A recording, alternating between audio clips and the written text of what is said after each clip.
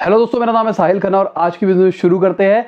नया सेटअप है, घर पे ही शूट कर रहा हूँ, ऑफिस नहीं जा रहा हूँ। बेबी गर्ल हुई है तो अपनी वाइफ का सपोर्ट करने के लिए कुछ टाइम के लिए मैं घर पर रुका हूँ। तो सबसे पहली न्यूज के ऊपर आते हैं। आरबीआई ने अमिताभ बच्चन को हायर किया है अपने एक कैंपेन के लिए, जहां पे वो अवेयरनेस फैला रहे हैं फ्रॉड के अगेंस्ट। आजकल बहुत ज्यादा फ्रॉड चल रहे हैं लोगों के साथ में और उनके अकाउंट से पैसा गायब कर दिया जाता है। इससे पहले एसबीआई ने भी अपने कस्टमर्स को वार्न किया था। व्हाट्सएप के ऊपर कुछ आजकल स्कैम चल रहा है, जहां पे आपको कहते हैं आपकी लॉटरी निकल गई है, उस लॉटरी के चक्कर में आपकी सारी डिटेल्स ले लेते हैं। बहुत सारे भोले लोग होते हैं जिनको नहीं पता होता इसका क्या फायदा क्या नुकसान होता है और उनके अकाउंट से पैसा निकल जाता है। यूपीआई आ तो गया है आसानी के लिए, पर इसकी वजह से नुकसान भी बहुत होने लग गया है। लोगों के फोन जब पोर्ट हो रहे होते हैं उस टाइम पे लोगों के साथ में घपला होता है। तो मैं आपको हमेशा सजेस्ट करूंगा कि थोड़ा सा इन चीजों से अवेयर रहो और पोर्टिंग वोटिंग जब भी कराओ। पोर्ट के टाइम पे भी बहुत बड़ा घपला हो रहा है, अभी तक इसके ऊपर कोई बड़ी कंपनी एक्शन नहीं ले रही है। जब भी आप अपने नंबर को पोर्ट कराते हो तो वो लोग क्या करते हैं, उनके पास कहीं से भी डेटा निकल के आता है, मुझे नहीं पता, उनके पास डेटा आता है, वो आपको कॉल करते हैं और आपको कहते हैं कि आप ये मैसेज भेज दो। आप वो बेचारे मैसेज भेजते हो, आपका नंबर जो पोर्ट होना होता है वो उनके नंबर पे पोर्ट हो जाता है, उनके अकाउंट के ऊपर पोर्ट हो जाता है।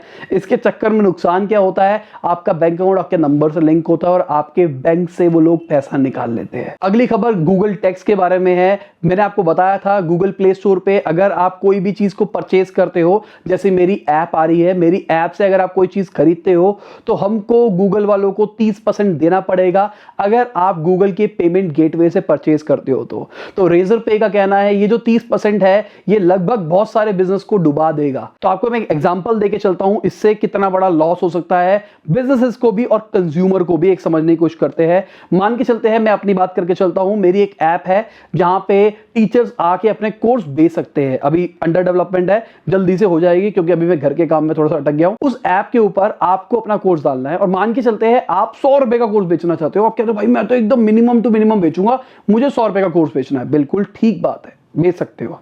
अब 100 रुपए का अगर आप कोर्स बेच रहे हो, 30% तो पेमेंट गेटवे मुझसे गूगल वाला ले लेगा गेटवे चार्ज के नाम पे।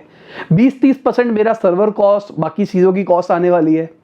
5-10% में अपना मार्जिन भी रखूंगा, तो लमसम लेके चलते हैं 70% तो कॉस्ट आपकी ऐसी लग गई।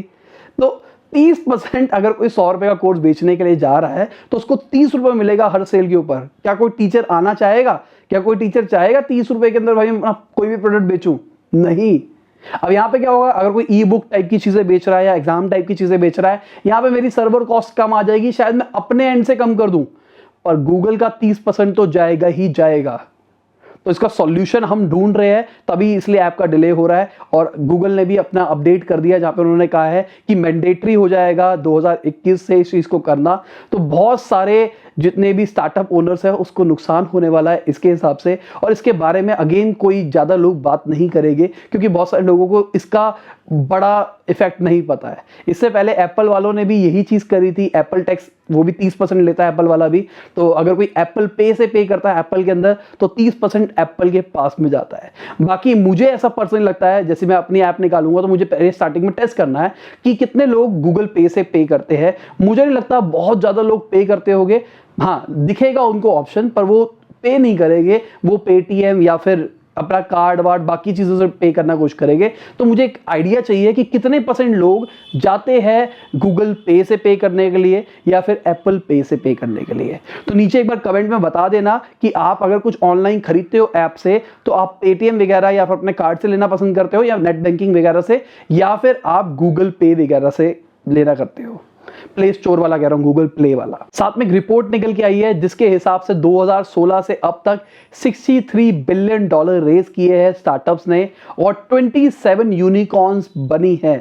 Very good. यूनिकॉर्न मतलब जिनकी वैल्यूएशन $1 बिलियन की है। आगे जाने से पहले एक और अपडेट देना चाहूंगा। एक मेरी नई सीरीज शुरू कर रहा हूं इसी चैनल के ऊपर। अभी तक सिर्फ 2 ही वीडियोस आई है, आज सुबह भी डाली थी मैंने।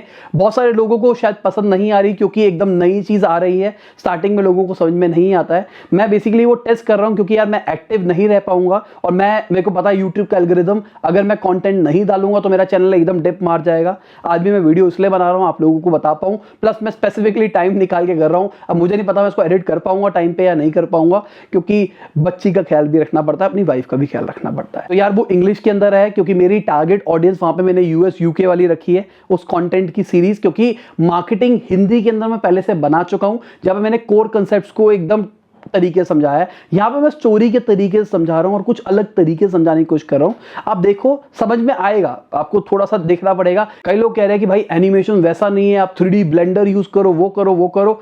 आप एक बार देख लो, आने वाले टाइम में आपको अपने आप ही समझ में आने लग जाएगा। जब कोई कुछ नया करता है ना, तो स्टार्टिंग में लोगों को समझ में नहीं आता। मैंने भी अपनी बहुत सारी सीरीज को स्टार्टिंग में जब शुरू करता हूं, स्टार्टिंग में लोगों को समझ में नहीं आती, लॉन्ग टर्म में वो अपने आप ही ग्रो हो जाती है। यहाँ इस सीरीज के अंदर भी आप देखोगे आने वाले टाइम में अपने आप ही वो ग्रो हो जाएगी, क्योंकि जो मैं चीज को कर रहा हूं ना, वो चीज पूरी दुनिया के अंदर कोई नहीं कर रहा है इस टाइम पे।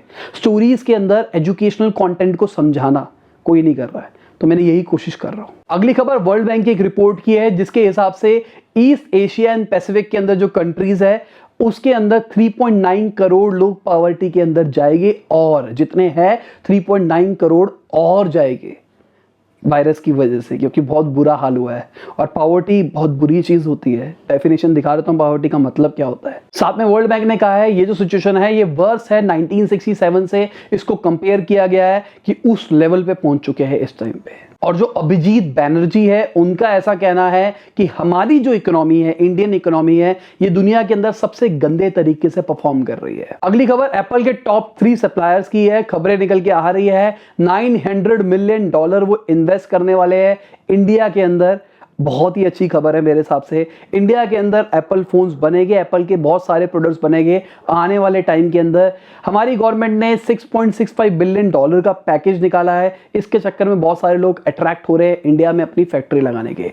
फैक्ट्री लगने की वजह से जॉब्स बढ़ेगी, जॉब्स की वजह से हमारी पूरी इकोनॉमी ढंग से रिवाइव हो जाएगी, पर इतनी आसानी से नहीं होगा, टाइम लगेगा। और अगर मैं एससी लॉडर की बात करके चलूं, पूरी दुनिया का बुरा हाल है। उन्होंने 94 लाख रुपीस नासा को दिए हैं स्पेस में अपने प्रोडक्ट का फोटो शूट कराने के लिए। अगली बहुत बड़ी खबर है, जिसके हिसाब से 2017 के अंदर डोनाल्ड ट्रंप की जो कंपनीज है उन्होंने इंडिया के अंदर सबसे ज्यादा टैक्स पे किया, और अगर यूएस की बात करके चले तो वहां पे कुछ भी नहीं दिया है। और डोनाल्ड ट्रंप का कहना है ये जो खबरें आ रही है ये सारी की सारी झूठी है। और मेरे हिसाब से ये जो खर्चे होते हैं इंडिया के ऊपर, खर्चे होते हैं ये डिजिटल मार्केटिंग की वजह से होते हैं, क्योंकि इंडिया में आपको सस्ते में डिजिटल मार्केटर्स मिल जाते हैं। और जो यूएस है, यूएस का पूरा पॉलिटिकल जो इलेक्शन कैंपेन होता है वो सोशल मीडिया के ऊपर चलता है, तो सोशल मीडिया जिंदाबाद। अगली खबर एलॉन मस्क की है। एलॉन मस्क से पूछा गया आप डोनाल्ड ट्रंप को वोट दोगे या फिर नहीं दोगे। उन्होंने कहा लेट्स सी, जो डिस्कशन होती है उसके हिसाब से मैं बताऊंगा। तो वो देंगे या फिर नहीं देंगे। इससे पहले कान्ये वेस्ट ने भी बोला था कि वो भी इलेक्शन के लिए खड़े हो रहे हैं और एलॉन मस्क उनके सपोर्ट के अंदर आएंगे। तो देखते हैं क्या होता है, एलॉन मस्क किसका साथ देते हैं। साथ में एलॉन मस्क ने यह भी कहा कि उनको बहुत दुख होता है जान के जो ऑयल एंड गैस वाली इंडस्ट्री है उसके ऊपर लोग हेट दिखाते हैं। वो लोग तब से काम कर रहे हैं जब से क्लाइमेट इशू के बारे में किसी को नहीं पता था। उनको नहीं पता था कि आने वाले टाइम में ये पेट्रोल डीजल खत्म हो जाएगा, इलेक्ट्रिक रिप्लेस हो जाएगी। और साथ में एलॉन मस्क ने यह भी कहा कि 2030 तक हम 20 million cars, Tesla cars a year बनाना शुरू कर देंगे। बहुत बड़ी खबर है ये। साथ में खबरें ये भी निकल के आ रही है एलॉन मस्क की जो स्पेसएक्स का वेंचर है स्टारलिंक, जिससे आपको वायरलेस में इंटरनेट कनेक्शन मिलेगा बहुत ही अच्छी स्पीड के ऊपर। मैंने कई बार उसका जिक्र भी किया है। तो वो अपना आईपीओ निकाल सकते हैं, स्टारलिंक का आईपीओ निकलेगा। आप इंटरेस्टेड रहोगे या फिर नहीं। अगर ये सब कुछ सक्सेसफुल रहता है इस साल के एंड तक पता लग जाएगा क्या स्पीड आनी है क्या नहीं आना, क्या स्केलेबिलिटी रहती है। अगर रहेगा तो मेरे हिसाब से इसका आईपीओ बहुत ही अच्छा रहने वाला है। मैं आपको पहले बता रहा हूँ, क्योंकि फ्यूचर इससे बढ़िया कुछ नहीं हो सकता। पूरी वायरलेस टेक्नोलॉजी की ऐसी की तैसी फिर जाएगी। अगर आपको सैटेलाइट के थ्रू में अगर आपको इंटरनेट मिलेगा तो आपको सिम की जरूरत भी नहीं पड़ने वाली। आप इंटरनेट कॉलिंग कर सकते हो, आपको किसी भी चीज़ की जरूरत नहीं पड़ेगी। आप मैसेज भी भेज सकते हो, आप वीडियो भी भेज सकते हो, आप कॉलिंग भी कर सकते हो, आप सब कुछ कर सकते हो। तो देख लेना। साथ में एलॉन मस्क की कंपनी टेस्ला, फोर्ड और 3000 यूएस कंपनीज यूएस गवर्नमेंट के ऊपर भाई केस करने वाली है। क्यों? क्योंकि चाइना जो वॉर चल रही है उसके चक्कर में टैरिफ बढ़ रहे हैं और उसके चक्कर में कंपनीज को लॉस हो रहा है, क्योंकि उनकी मैन्युफैक्चरिंग कॉस्ट बढ़ रही है और मैन्युफैक्चरिंग कॉस्ट की वजह से अल्टीमेटली उनकी डिमांड घटेगी, क्योंकि कंज्यूमर कम लेना पसंद करेंगे और वही बर्डन कंज्यूमर के ऊपर आने वाला है। तो वो कह रहे हैं कि भाई ये वॉर के चक्कर में हमारा नुकसान मत करो। तो देखो क्या होता है क्या नहीं होता है, क्योंकि इस टाइम पे ना बहुत ही ज्यादा ट्रम्प एंटी ट्रम्प चीजें बन गई है कि लोग चाह नहीं रहे कि ट्रम्प आए इस बार। तो आपको क्या लगता है कि अगले इलेक्शन के अंदर ट्रम्प आएंगे या फिर नहीं आएंगे? Comment below. अगली बहुत बड़ी खबर है मेरे हिसाब से, वॉलमार्ट इन्वेस्ट करने वाला है, जो टाटा की सुपर ऐप आने वाली है उसके अंदर। अभी जियो और फेसबुक मिल गए थे और उन्होंने अपनी ऐप निकाल दी। फेसबुक का व्हाट्सएप आएगा और ये सबके जब जुड़ जाएंगे। टाटा के पास में पूरा अपने खुद के प्रोडक्ट्स है, सारे के सारे, कितने सारे टाटा के प्रोडक्ट्स है। साथ में उनका अपना खुद का ई कॉमर्स चल रहा है पहले से, और उनकी एक सुपर ऐप आने वाली है। मैंने आपको बताया था मोस्ट प्रोबेबली इस दिसंबर या फिर जनवरी के अंदर उन्होंने प्लान किया है। देखिए इतनी बड़ी कंपनी भी ऐसे कह रही है कि जनवरी या फिर दिसंबर, क्योंकि ऐप्स बनाने में, उसको टेस्टिंग करने में बहुत ज्यादा टाइम लगता है। इतना आसान नहीं होता जितना आसान सोचते हैं अगर आप एक ग्लोबल प्रोडक्ट बना रहे होते हो। हाँ, अगर आप एक स्टार्टिंग कर रहे हो, अब अगर आपकी एक छोटी स्टार्टअप है और आपको पता है कि ये चलेगा या फिर नहीं चलेगा, तो आप स्टार्ट विद स्लो कर सकते हो। पर जैसे मैं अपनी बात करके चलूं, मुझे पता है मेरा प्रोडक्ट इज गुड, मुझे पता है मैं अच्छी मार्केटिंग कर पाऊंगा, मुझे पता है इसके पीछे मेरे पास फंड है, मैंने उसको छोटे लेवल के ऊपर टेस्ट करके देख लिया है, अब मैं उसको नेक्स्ट लेवल ही निकालना चाहता हूं, तो मुझे टाइम लग रहा है। अगेन टाटा की बात करके चलता हूं, तो टाटा का जो प्रोडक्ट है, टाटा को पता है वो चला देगा कुछ ना कुछ करके, तो वो नेक्स्ट लेवल प्रोडक्ट ही निकालना चाहते हैं, क्योंकि कॉम्पिटिटर्स बहुत ज्यादा है। क्या ये वी चैट टाइप का कुछ होने वाला है या फिर नहीं होने वाला?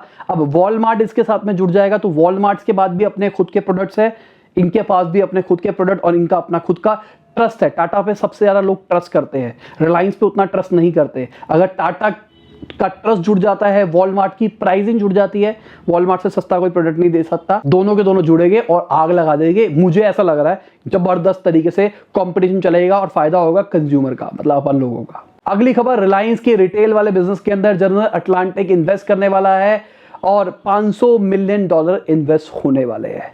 मैंने आपको बोला था ना, जैसे जियो के साथ में हुआ था उसी टाइप से अब रिलायंस रिटेल के साथ में होने वाला है। वही सेम कंपनीज आ रही है, अगर आप ध्यान से देखो तो डेजा वू टाइप का लग रहा है। अगली एक रिपोर्ट के हिसाब से मुकेश अंबानी जी की जो नेट वेल्थ है वो तकरीबन 6,58,000 करोड़ रुपीस है। मतलब इतना पैसा है उनके पास में। पूरी लिस्ट निकाली है और अगर आप टॉप 5 को जोड़ भी देते हो तो वो मुकेश अंबानी के कंपैरिजन में आ रहे। इतने ज्यादा अमीर है मुकेश अंबानी इंडिया के अंदर। और अगर देखा जाए तो इसी साल के अंदर 73% उनकी वेल्थ बढ़ी है। और एक रिपोर्ट है जिसके हिसाब से 90 करोड़ रुपए पर घंटा ये कमा रहे हैं जब से लॉकडाउन हुआ है तब से अब तक में। और उसी रिपोर्ट के हिसाब से हमारे जो सुंदर पिचाई है, जो गूगल के सीईओ है, उनकी 79% वेल्थ बढ़ी है इस साल के अंदर। अगली खबर वैल्यूएशन गेम की है। रिलायंस जियो एयरटेल से ऑलमोस्ट ट्वाइस बड़ा हो चुका है वैल्यूएशन की टर्म्स में, मतलब इतना बड़ा हो गया है।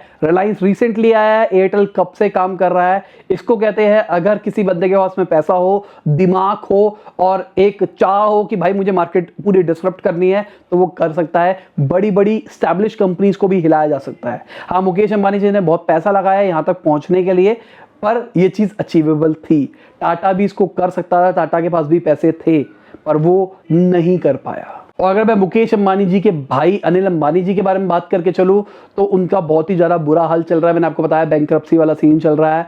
उनका कहना है कि भाई मेरे पास पैसा नहीं है, मेरे पास सिर्फ एक ही गाड़ी है, मेरे पास कोई रॉयल्स रॉयस नहीं है। मीडिया के अंदर बहुत सारी खबरें आ रही थी कि उनके पास रॉयल्स रॉयस है, वो अय्याशी कर रहे हैं। उन्होंने कहा भाई मेरे पास नहीं है, मैं जिस घर के अंदर रह रहा हूँ वो भी मेरे बड़े भाई का है, मैं उसको रेंट नहीं दे रहा हूँ, मैं रेंट फ्री रह रहा हूँ। साथ में मुझे अपनी मम्मी को 500 करोड़ रुपया देना है और अपने बेटे को 310 करोड़ रुपया देना है।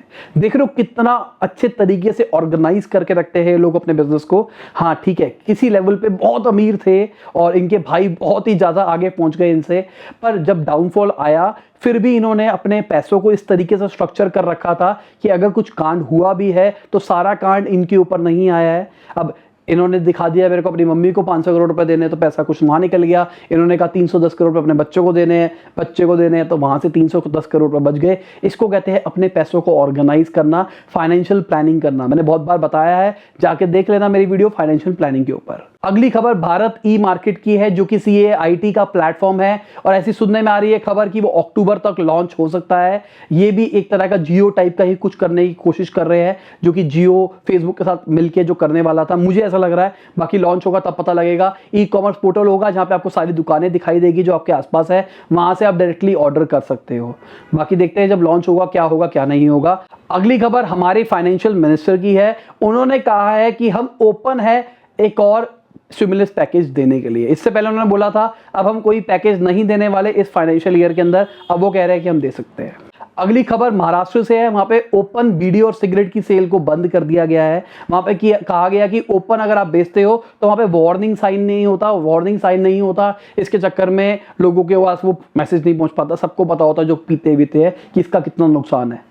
मेरे हिसाब से ये जो स्टेप लिया गया है इसकी वजह से सेल घट सकती है। जो लोग तो के पास पैसा नहीं होता था, भैया 5 रुपए की दे दो, 10 रुपए की दे दो, उनके साथ नुकसान होने वाला है। अगली खबर CAG ने एक रिपोर्ट निकाली है जिसके हिसाब से उनका कहना है कि हमारी गवर्नमेंट रूल्स तोड़ रही है GST को लेके। बात यह हुई थी कि जो GST कलेक्शन आएगा उसका पैसा स्टेट्स को दिया जाएगा, उन पैसों को कहीं और यूटिलाइज नहीं किया जाएगा।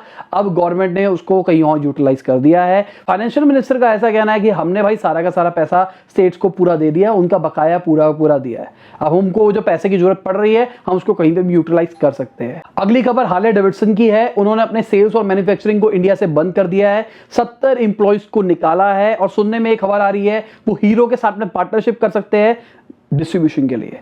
देखते हैं क्या होता है क्या नहीं होता। अगली खबर टाटा कंज्यूमर्स की है। सुनने में आ रहा है जो CCD का वेंडिंग मशीन वाला बिजनेस है, टाटा कंज्यूमर्स के लिए बिड कर सकता है, उसको खरीद सकता है। इससे पहले स्टारबक्स के साथ में इनकी 50-50 पार्टनरशिप है इंडिया के अंदर। तो अपना डायरेक्ट कॉफी वाली B2B वाली सारे के सारे बिजनेस के अंदर घुस जाएंगे।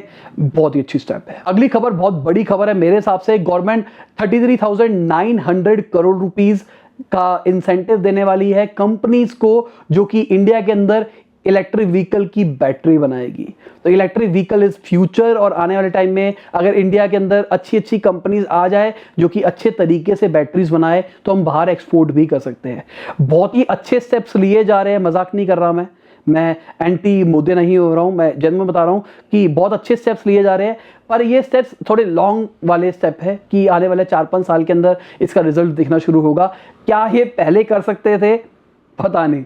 पहले करते हैं तो अब तक इसका फ्रूटफुल फायदा मिलना शुरू हो जाता, पर अभी ये कर रहे हैं, दे रहा है दुरुस्त है। अभी के टाइम पे हाल बुरा रहेगा पर आने वाले 4-5 साल में बहुत मजा आएगा। अगली खबर पब्लिक सेक्टर बैंक्स की है। उनके 1 करोड़ कस्टमर्स 1 महीने के अंदर डिजिटल पेमेंट मोड के ऊपर आए हैं। बहुत बढ़िया चीज है। अगर सबके सब डिजिटल करना शुरू हो जाएंगे तो काला धन भी कम होगा, सारी चीजें एकदम टाइम से काम करेगी। कई लोग कहते हैं कि यार गवर्नमेंट हमसे इनडायरेक्ट टैक्स तो ले ही लेती है किसी ना किसी फॉर्म के अंदर, पर बहुत सारे लोग वो टैक्स इनडायरेक्ट भी नहीं देते, कहीं ना कहीं से जुगाड़ कर लेते हैं। तो इसलिए मैं कहता हूं जितना हो सके आप ऑनलाइन ट्रांजेक्शन करो, डिजिटल ट्रांजेक्शन करो, तो वो चीज पक्के में रहती है, रिकॉर्ड के अंदर रहती है और उसके ऊपर टैक्स पे होता है। अगर आप कैश के अंदर देते हो तो कहीं ना कहीं उसका लूपहोल बन जाता है। अगली खबर जो ग्लोबल रेटिंग एजेंसी है S&P, उनके हिसाब से जो इंडियन बैंकिंग सिस्टम होगा वो सबसे लेट रिकवर होने वाला है पूरी दुनिया के अंदर, और ये बुरी खबर है। और साथ में जो नीति आयोग के एक्स वाइस चेयरमैन है उनका कहना है गवर्नमेंट को जो रुपीस बढ़ रहा है उसके ऊपर ध्यान देना चाहिए। रुपी बहुत ज्यादा एप्रिशिएट हो रहा है तो RBI उसके ऊपर ध्यान दे। अगर एप्रिशिएट रुपी होगा तो इसकी वजह से इंपोर्ट एक्सपोर्ट के ऊपर पंगा आ सकता है, इकोनॉमी रिवाइव के ऊपर दिक्कत आ सकती है। अगली खबर ILO की है। उनके हिसाब से $3.5 ट्रिलियन लेबर्स ने लॉस किए हैं 9 महीने के अंदर। ILO मतलब इंटरनेशनल लेबर ऑर्गेनाइजेशन, बचपन में पढ़ा था।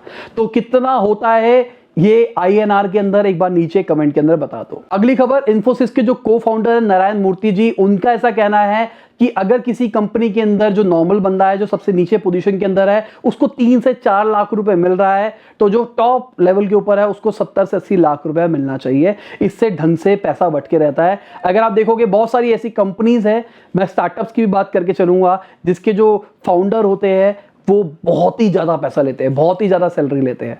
मैंने एक वीडियो बनाई थी स्टार्टअप का घोटाला, उसके अंदर मैंने कंसेप्ट बताया था कि क्या चल रहा है। बहुत सारी कंपनीज लॉस के अंदर है और उनके फाउंडर 10-10 करोड़ रुपए सैलरी फेच कर रहे हैं। इसी के साथ आज की बिजनेस खत्म होती है। उम्मीद करता हूं मजा आया होगा। लाइक कर देना, शेयर कर देना, कमेंट बताना वीडियो कैसी लगी। बाय, गुड नाइट, शबा खैर, खुदा हाफिज, गुड मॉर्निंग, गुड आफ्टरनून, जब भी आप वीडियो को देख रहे हैं। गर्मी बहुत थी भाई, ठीक है, एसी बंद करा था। 40 मिनट के आसपास मैंने बैठ के इसको रिकॉर्ड किया है। काट फूट के एक दो न्यूज़ को मैं स्किप भी करूंगा, मुझे ऐसा लग रहा है, और बीच बीच में शोर शराबा यहाँ पे बहुत हुआ है, तो काट फूट के मेरे हिसाब से 20-22 मिनट की तो वीडियो फिर भी बन जाएगी। लंबी थी, झेल लेना। उम्मीद करता हूँ यहाँ तक जो लोग रुके होंगे उनको मज़ा आया होगा। बाय।